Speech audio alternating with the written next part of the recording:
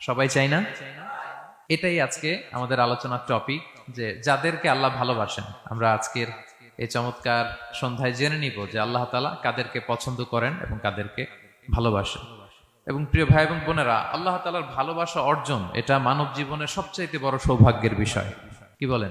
আমরা যদি প্রেসিডেন্টের কাছের লোক হই, প্রধানমন্ত্রীর যদি কাছের লোক হই, যদি আমরা জানি যে পিএম আমাকে ভালোবাসে, প্রেসিডেন্ট আমাকে ভালোবাসে, কেমন লাগবে? ভালো লাগবে।